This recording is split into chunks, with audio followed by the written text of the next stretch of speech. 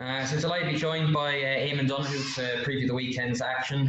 Eamon, plenty of football to look forward to this weekend. Two big games on Sunday, Roscommon, Mayo and Cork, Kerry. First of all, how did you find last weekend's action, the first week of the championship? Yeah, it's all happening so quickly now. Matches are running into each other. It's kind of the build-up, normally for these big games, goes on for a couple of weeks, so you kind of have loads of time to think about it, but they're just running from league one into another. So Mayo, for instance, went back-to-back, important league games straight into the championship, and now they've got the Roscommon game. So, but yeah, the main talking point, I think, from last week was the weather and the impact it had. I know a lot of people have talked about winter championship, but really made a massive impact. Like the Tyrone Donegal game was it was completely suited to a certain type of play, and kind of Donegal's physicality made a huge difference, and the type of football you'd seen Tyrone play against Mayo just wasn't possible. So now they're well able to kind of mix it the other way, but yeah, it definitely did limit them. So I don't think the forecast isn't promised to be anything like that this weekend, but in the weeks ahead, if you get conditions like that with the wind and the kind of the rain falling down, fair enough, the underfoot conditions in Croke Park are never going to be like what they were in Ballybofey, but it's still going to affect the speed of the play and the touch and all of these kind of things, bringing the ball into contact, decision making. Yeah, it's going to make a huge difference. It's a good point, because I was actually watching a bit of the Mayo-Leitrim game while in between the Donegal-Tyrone game. I know Leitrim lost by 11 in the end, but for a long spell it was kind of a leveller. But it doesn't suit a Division 1 team to play free-flowing attacking football, and it might can cause shocks, but it'll definitely maybe enhance the chances of the weaker counties. Yeah, and again, if you alter your play to benefit or to suit the conditions, so Leitrim kicked, I think, nearly every one of their kickouts. I think except for two, they kicked all of their kickouts long, and not long like specifically to a half forward or anything like that. One or two, they kind of aimed for a half forward, but they just lashed them out. And Mayo aren't as strong as they were before around the middle, and they just got numbers around there. And next second, you're getting a starting point of possession in the middle of the field, and that can be a leveler against the team who are 3 divisions ahead of you or 2 divisions ahead of you. So if you can play the conditions, but these teams are so drilled now some of them for a couple of years, that to ask them to change the way they play, it will actually be hard. But the teams who adapt quickest will be the teams who do best. Yeah, so we'll move on to the weekend's action. Probably Roscommon Mayo is the big game. It should be the tightest anyways. It's in the height this year. Obviously, Roscommon bet Mayo last year. 2 weeks ago, Mayo bet Galway, and then everyone was talking nearly could they win in All-Ireland, and then kind of saying, oh wait, Roscommon could beat them, So how do you see it panning out? Well, Mayo were so impressive in that game against Galway. Against Tyrone, they were still impressive. And Tyrone scored a lot. I just thought to myself that they were kind of very open in the back, but they didn't assign Lee Keegan or Paddy Durkin to any man marking duties, and that's kind of their defensive system. So that would be akin to another team going out without a defensive system, because that's how they defend, and they didn't put up any matchups, and that allowed them to leak a lot of scores. And then they came back when they had the wind, and they nearly turned that around, and then they did what they needed to do against Leitrim. Killian O'Connor's back looking fit. They've got a complete different structure. They've Aidan O'Shea inside. Mark Moran, if he's fit on centre forward, gives them a whole new dynamic. They're experimenting with Conor Loftus at midfield, which again adds to their attack. And then it just depends if they stick to that team that's been playing. I think O'Shea Mullen and McLaughlin and a half back line have been brilliant, especially O'Shea Mullen is a fantastic player. He's as good a defender as in the country, and in his first year. So they've been so impressive, and if they can they'll have to make tweaks as it goes on, like certain experiments such as the middle of the park, and maybe bring in a few more experienced players back, but that'll all depend on form. But they've looked like All-Ireland contenders. Roscommon have stronger squads than they've had in recent years because they've everyone back pretty much. But then you could possibly fall into a trap of picking your team on paper, which is the opposite of what Mayo were doing. Mayo were picking a team on form, and they're not picking players on reputation, whereas Common could easily fall into that trap. So yeah, it's a hard one to completely call. Obviously, as any game is hard to call at the moment, but I think that the Mayo are just going to be too strong for Roscommon overall, and especially coming off the bench and stuff like that. I just think they'll be too strong. But at the same time, Roscommon's main, and it sounds so strange against Mayo to say, but Roscommon's main chances is they target midfield, where they normally get slaughtered by Mayo. If they target midfield, Mayo have no Tom Parsons there, no Shamie O'Shea there, Aidan O'Shea's inside. And if they start winning a bit of ball in midfield, and then Aidan has to come out, and that just disrupts the whole Mayo pattern, then you get an even platform. And Roscommon definitely have the forwards who do damage. So by no means is it straightforward, or will it be straightforward? But I think Mayo, I'd be fancying Mayo on that. Yeah, the team selection will be interesting, probably more so for Mayo than Roscommon, because Roscommon, you could probably name 13 or 14 guaranteed starters. There won't be too many surprises in there with Mayo. I think it was 7 championship debutantes last week. Will Horan go back to maybe McLaughlin, Barrett? I think a few more to come in, or will he stick with young players? Yeah, and that's it. Like he's listening to the interviews and even kind of local reports down there. Like these guys aren't injured or anything like that. They're just not. Some of them aren't even squad. So he's picking on form. You'd imagine with the new introductions they have this year, Mullen, McLaughlin, Moran, Ryan Donoghue, they've got several new players coming in there that they'd have some really quality A and B matches there without having to go out playing challenge matches, obviously, would be very difficult at the moment, or even over recent weeks.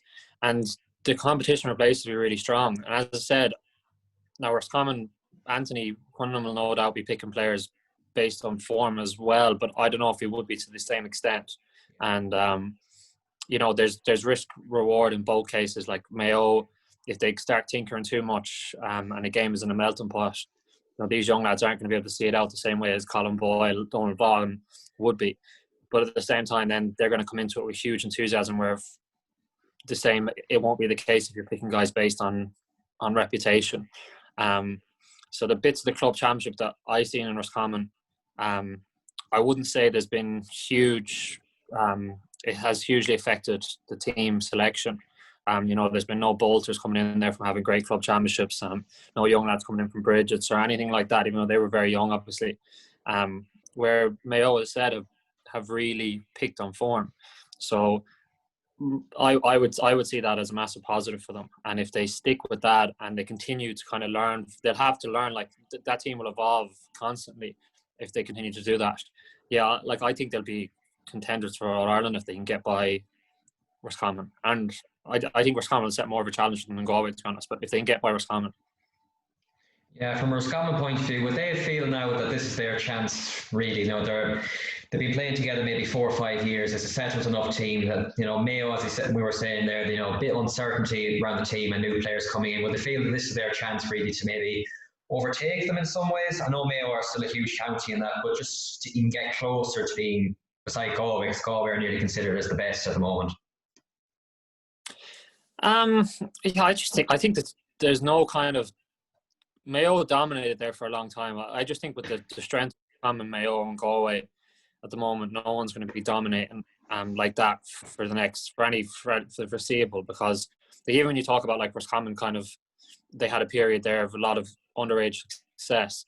Like simultaneously, Mayo and Galway are winning All Ireland's at underage as well. Like so, all three are producing really strong teams. Like last year, not the current season, the season before, you had the three of them were all Division 1. Like so, I don't think it'd be a case of overtaking. But it definitely is a huge opportunity for Roscommon. Definitely is a huge opportunity for Roscommon mainly because they've got so many lads who are fit. The pressure is off them to an extent because they won the Connacht Championship last year. They've got promotion already this year. And it's straight into a game against Mayo. If they lost, it was being competitive. No one's going to really say much against them. So it's all positives for them.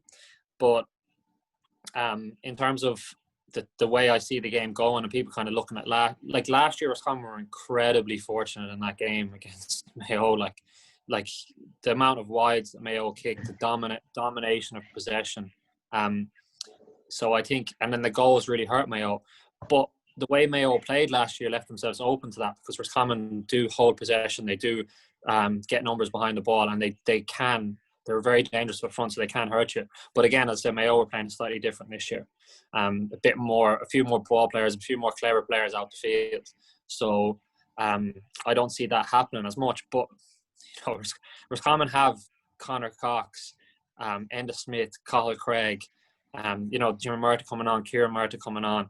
Like these guys are going to get scores, even if the game is completely against them. So the game is going to be competitive no matter what, and it can go either way.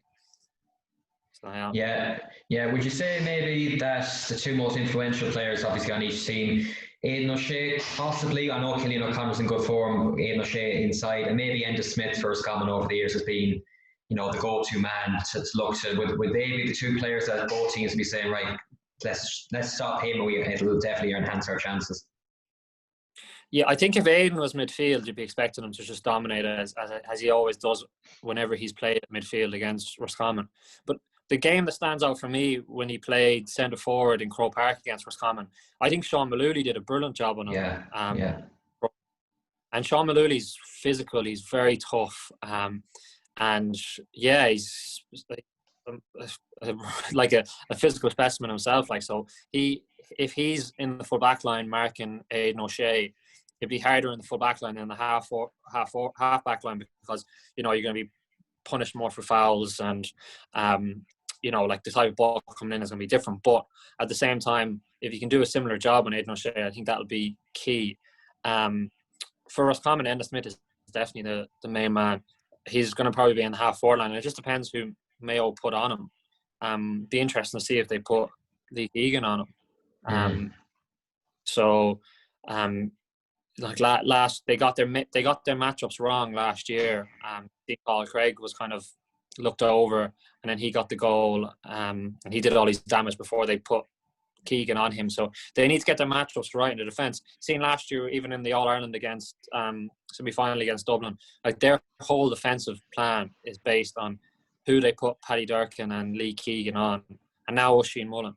And they get those three guys on the right people, you'd expect them to close them out. And but then if they put them on the wrong play, and Roscommon do have a lot of attacking options, so that decision is in Mayo's hands.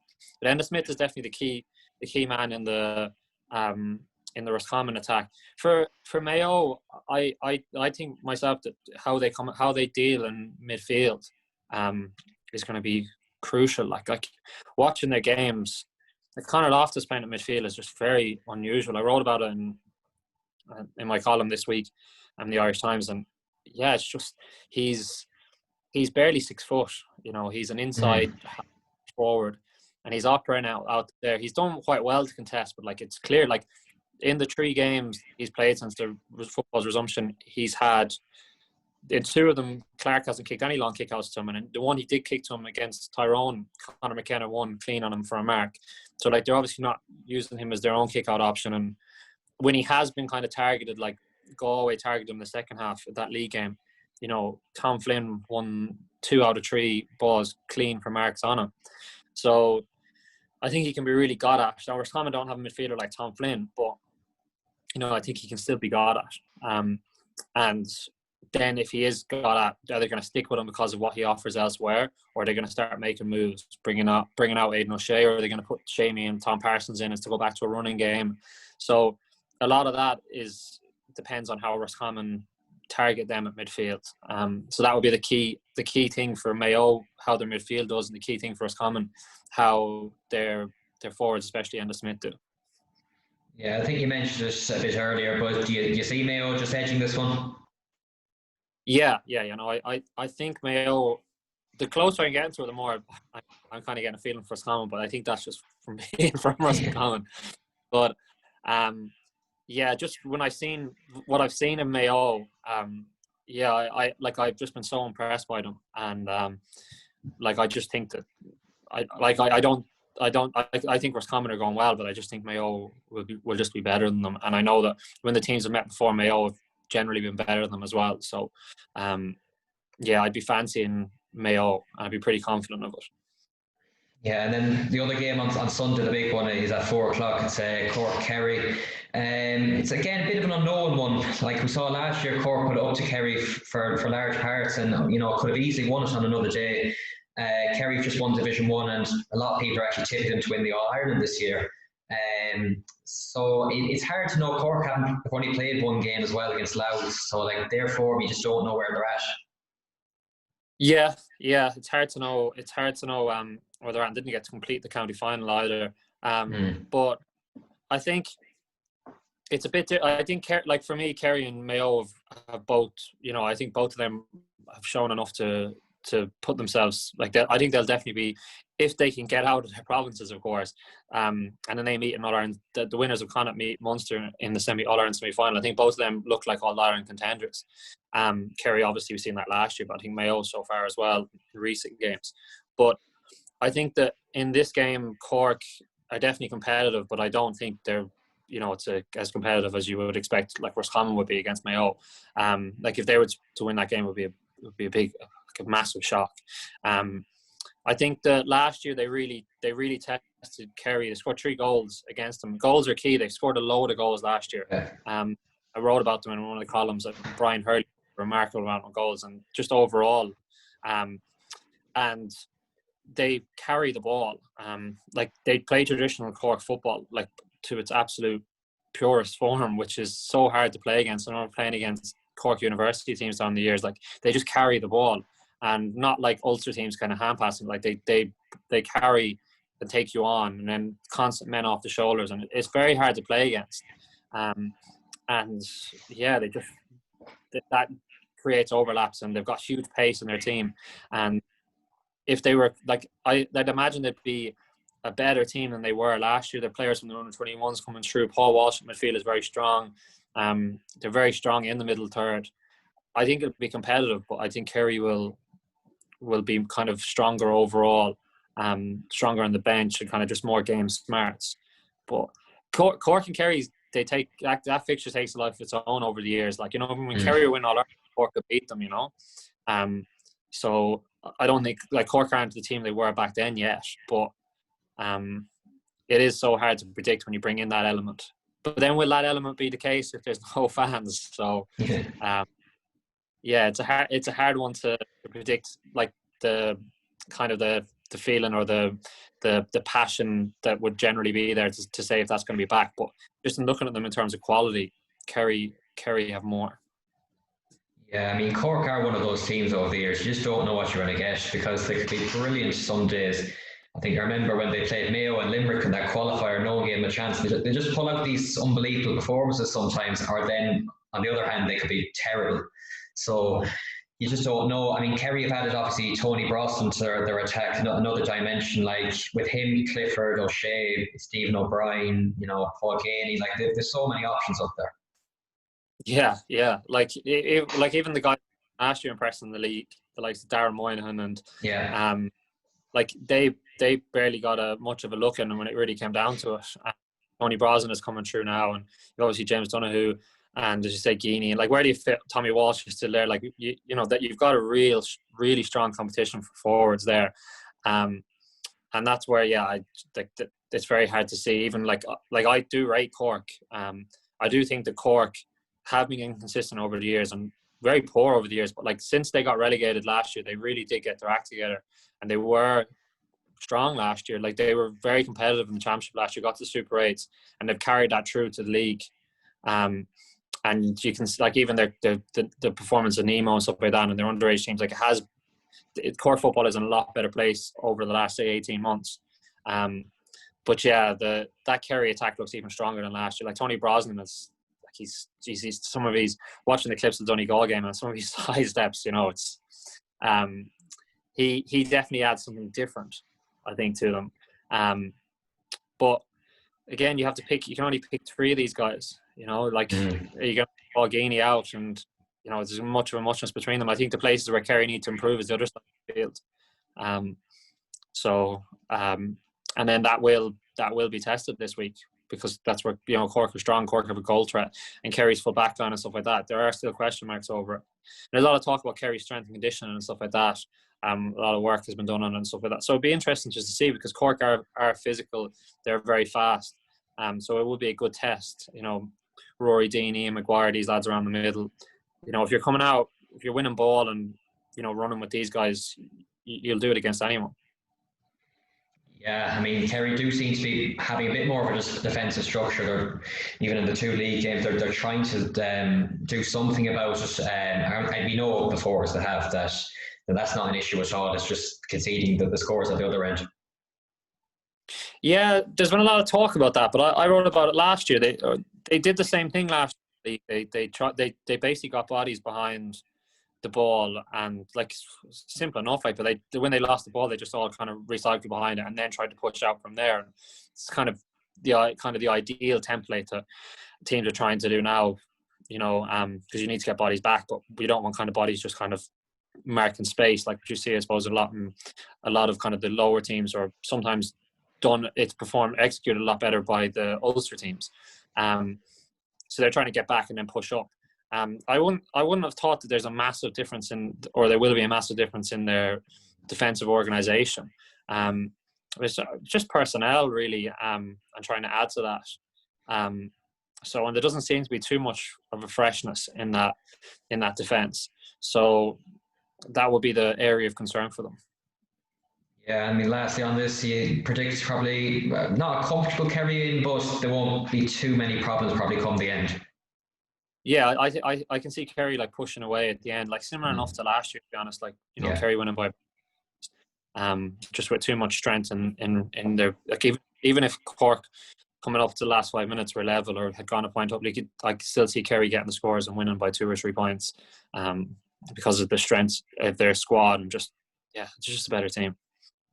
Yeah, Leinster then Saturday evening, Dublin play their first championship game against Westmeath. Now, you know, it's going to be an easy enough win, you'd assume, for Dublin. But there's been probably more questions going into this championship about Dublin than probably the last 5 years. Not as many people are actually tipping them. People are tipping Kerrys and Mayos, which is, you can understand it. But like, again, Dublin won their 2 league games since they've come back. Now, they weren't impressive, but they still won them, and they won 5 in a row. So they deserve to be favourites still. Yeah, they definitely deserve to be favourites. And like, if you had to put your money on anyone, you know, and it wasn't, that money wasn't easy going, you'd be still putting it on Dublin. They just, you know, they're so strong, and the players who they're bringing in from club championship who are playing well, and they're given opportunities who like have impossible tasks to try and get into that, to break into that team. You know, they're all top quality players. Just like two reasons why I'm kind of doubting them as all kind of dead starts, really. I listened to Jim McGuinness talking about how difficult basically it is as a manager in your first year, trying to just organise things, not to mind in the current circumstances in the year that's been. So like, Dublin won't be kind of as well organised under a new manager this year as they had been in previous, which is, I suppose, no one's going to be fully as organised as they were, but, you know, that's definitely isn't going to help their cause. And I just think that they're kind of, the style of play they've settled into has just become very comfortable, very possession based. It's so hard to beat, but they're going to cruise through Leinster, going to play themselves into form, work out their team. You know, that's all a given, really. But when a team comes at them in All Ireland semi-final or final, I think, and like can match them with quality and comes and plays with a different intensity, the question is, can they turn that on? Because they're kind of in the league there, they just looked like they were just very one pace, and that one pace was good enough to beat everyone else. But are they still able to turn on that extra gear is the question. The Westmeath aren't going to make extra gear though. Yeah, I mean, it's always the same every year. People say are Dublin at a disadvantage in Leinster, that they won't be tested, but you know, when coming All Ireland semi-final, they play Donegal, and Donegal have just played Tyrone and Armagh and an Ulster final. Will it affect them this year? Yeah, and not only like will Tyrone or Donegal have played, fair enough, Donegal's kind of toughest 2 teams are gone now, Monaghan and Tyrone, but like, say if they're playing against Donegal who have come through, like Donegal probably would have been playing nearly is like a week or two before. You know, like there's very little in between, time in between the fixtures as well, and like in other years you might have looked for a bit of a tougher test. You might have liked a bit of a tougher test in the province, to get you ready. But like Kerry and Mayo, we wish they were in Dublin's shoes now, because you know you could be ready to compete for an All Ireland, but if you're not on it, you know, if Mayo lose, and that's it. Like, and Kerry, if they're not on it, Cork will, you know, could easily beat them. So Dublin cannot be on it and they're still going to win. You know, Dublin could be trailing by a good bit and could make 6 subs and win by 10 points. Like, you know, they're so comfortable for them that this year I think it really suits them because they don't have that threat. But it'll suit them in Telling Ireland semi-final or final. Like, I think that I think they'll be stronger than the Ulster teams coming out. But when they do get that final test, now it's very disrespectful saying that to the Leinster teams, but it's just not. Leinster just hasn't been competitive. You know, they're generally Division 3, Division 2 counties, and they just haven't. No, yeah, they're just not as strong. You know, like in Connacht, you've Galway, Roscommon, Mayo. Like they'd all be the second best team in Leinster.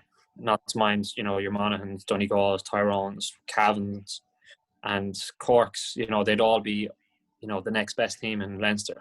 So. Yeah, and then the other side of the draw, obviously, Meath and Kildare are separated from Dublin this year, so that one of them will have the opportunity to get to the final. Meath play Wicklow at the weekend. Now, Wicklow are on a bit of a high. They've beaten Wexford twice in a row. They got promoted. It's a pity for them that it's behind closed doors, because you would imagine there would have been a huge crowd in Auckland for that one. Yeah, like they're always hard to beat in the championship game in Auckland. I covered like my first ever GA county match, and I remember hitchhiking there. It's it's the middle of nowhere, and like even just kind of the trek out there, and kind of the setup and facilities there is kind of very traditional, shall we say. It'll, even without fans, it'll be a test, and the grounds, and it'll be a test for Meath coming down there. And yeah, Wicklow would see that as a bit of a fortress. Wicklow have been going well into promotion, and they bet Wexford, who are kind of, you know, were another one of the Division 4 teams. But yeah, Meath will be a big step up. Wicklow's having the teams kind of, their success since the resumption has been based around midfield. Dean Healy's been brilliant for them in the middle of the field. He played with Dean in DCU. He's brilliant athlete. He's really committed, really good all-round footballer. But he's going to have it. He's going to have it all to do against Brian Menton and Ronan Jones, because that's a strong Meath midfield. They're very, I'd say it's Meath's strongest place. So Wicklow are playing well. They'll bring confidence into the game, and they have a home advantage. But I think Meath will see that one off. And likewise in the other one, like Offaly got their first championship win in how many? I think it's since 2013, is it, or 2016, is it? Against Carlow. And that's so they'll be coming in with a bit of confidence, and they were competitive in the league.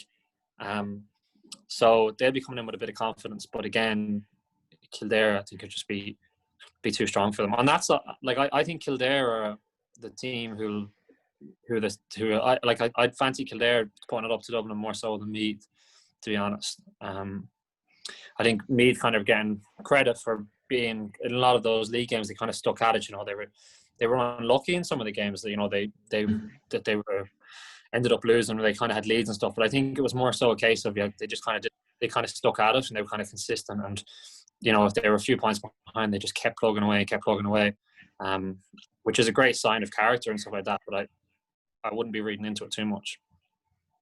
Yeah, and then Ulster's the last province we'll look at. Cavan Antrim. I mean, you know, I thought before the Monaghan Cavan game that Monaghan would win that comfortably enough, because I've seen them against Roscommon with half a team missing, and they were really poor. But fair play to Cavan. You know, Monaghan did say off them, but you know, they came back and showed great character. Yeah, like, I don't know enough about Banty, and he seems an infectious enough character, but it did seem like a bit of a step backwards bringing Monaghan kind of going back, bringing Banty in after kind of the under Malachy O'Rourke. So I think that I think that that they'll have two. The Cavan bet them was a surprise, but like it wasn't the shock it would have been if it was last year or the year before. And I don't think it would have happened. But even though Cavan were stronger in those years, but I think that Cavan will get by Antrim. Like Antrim are not going to be at the races, so it would be a huge shock for. Even though Antrim pulled off some shocks in the qualifiers over the years, when they were kind of on their knees. But again, that's bringing a crowd and other things into it against teams who kind of just lost or whatever. Where Cavan will be on a bit of a high, so you'd imagine Cavan will get by that. Yeah, you'd imagine Cavan would without much trouble get by that. It's a good opening for Cavan now this year. That's it, because the Sunday beat Monaghan, their seasons just open up, because Fermanagh and Down, which is on their side as well, that should be a tight enough game. I probably think Down might just edge it, but for any one of them teams, it's a huge opportunity to get to an Ulster final now. Yeah. Down put out the second team against Louth and got hammered in the last game of the league. So it's I don't know kind of what was the idea in that, in as far as guys' games, and you're kind of losing any momentum which you would have had on having gained promotion, which is kind of a positive, obviously. So it's hard to know kind of what way they're set. Fermanagh competitive, but still going down. So I think that would be close.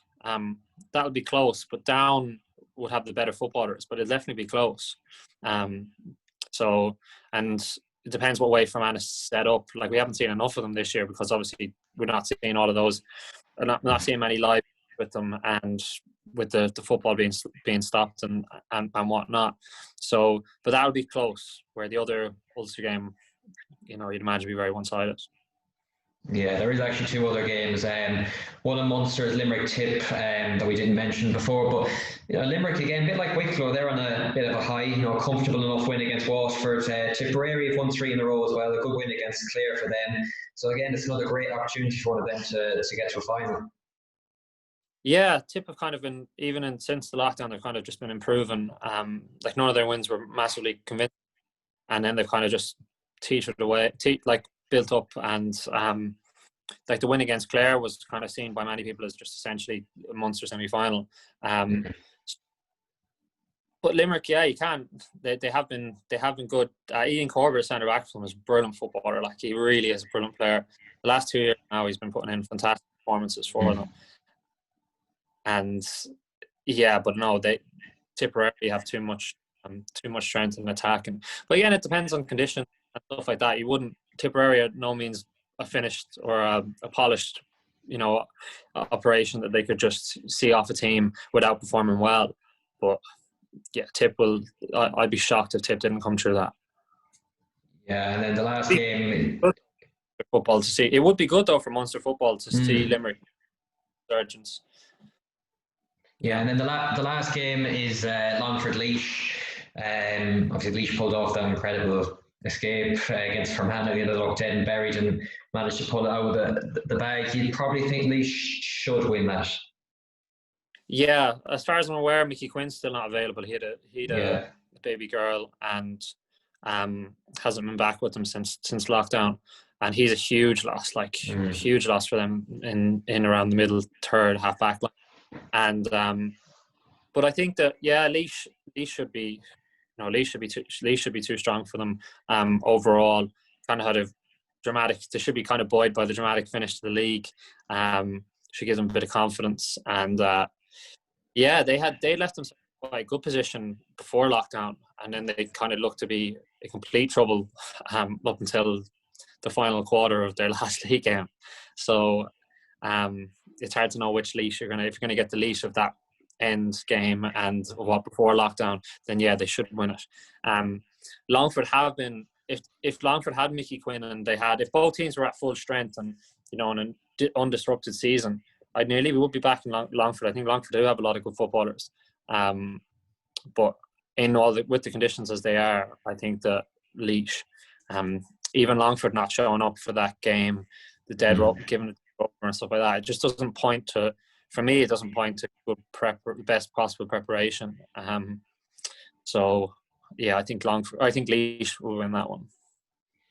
Yeah, well, there was meant to be one other game. Obviously, Sligo had to pull out of the Galway game. Now, it would have been interesting to see if it was the other way around. Maybe if Galway were hampered by this, would they have been forced to postpone this? I thought maybe they could have pushed the kind of final back a week and then played the semi-final the week after and see could they do something, because all the other provincial finals aren't until the following week anyway. So there was more room to maybe change something in Connacht. Yeah, and that's reading the quotes from Hugh Hill of the GA games administrator. He was saying how that like it was the up to Connacht Council to make those decisions, and then Connacht Council are trying to push it back onto the GA, saying that they're bound by this 13-day rule or whatever. But as you said, if they moved to Connacht final, created 13 days. So yeah, it's a weird one, and it's a hard one to comment on because we don't know the specific answers. You kind of, people are saying 7 cases, and then they're automatically then saying, well, how did Roscommon beat Cavan with 13 players and a manager missing?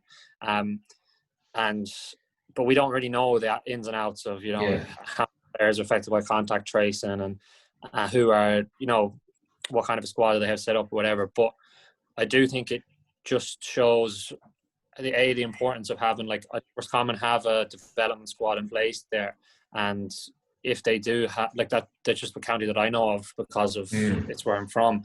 So if they were to be affected by something like that, they do have players available, and I think that most counties should have something like that. So if you were even down 10, 11, 12, 13, 14, 15 players, you should still be able to field, I would think.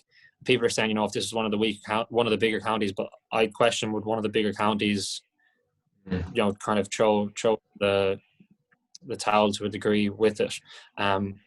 It's obviously a very sensitive topic, but if you're kind of having an adult conversation about it, every team is playing with an element of risk. So you have to kind of put that to the side and make a decision on how many players you have available. If you have a team available, you play.